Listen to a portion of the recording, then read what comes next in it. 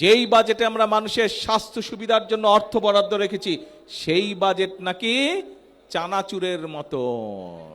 খেটে খাওয়া মানুষের জন্য করা বাজেটকে চানাচুরের বাজেট বলা হচ্ছে। এ নিয়ে ক্ষোভ প্রকাশ করেছেন প্রধানমন্ত্রী ও বিএনপি চেয়ারম্যান তারেক রহমান।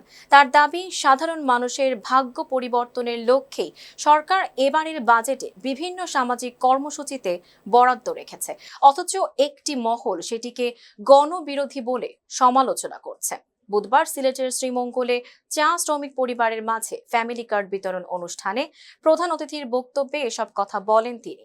তারেক রহমান বলেন, নির্বাচনী প্রচার সিলেট থেকে শুরু হয়েছিল এবং হবিগঞ্জে চা বাগানের নারী শ্রমিকদের হাতে ফ্যামিলি কার্ড তুলে দেওয়ার প্রতিশ্রুতি দিয়েছিলেন। শ্রীমঙ্গলের মাটিতে সেই প্রতিশ্রুতি বাস্তবায়ন শুরু হয়েছে। তিনি জানান, মাতৃভূমি বাংলাদেশকে এগিয়ে নিতে নারী পুরুষ সবার অংশগ্রহণ নিশ্চিত করতে হবে। নারীদের স্বাবলম্বী না করে দেশের অগ্রগতি সম্ভব নয়। সে কারণেই নির্বাচনের পর 1 মাসের মধ্যেই ফ্যামিলি কার্ড কর্মসূচি বাস্তবায়ন শুরু করেছে সরকার।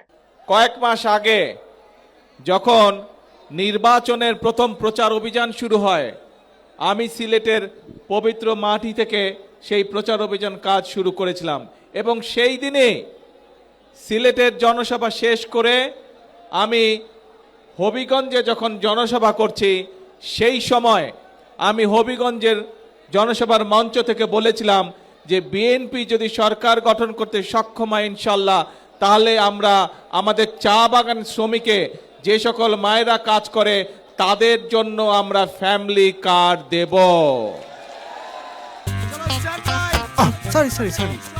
লাইফে কখন কি হয় গ্যারান্টি আছে, তাই ইন্স্যুরেন্স করুন সিটি ব্যাংকে, কারণ ইন্স্যুরেন্স করলে সিটিতে সুরক্ষা পাবেন নিশ্চিন্তে।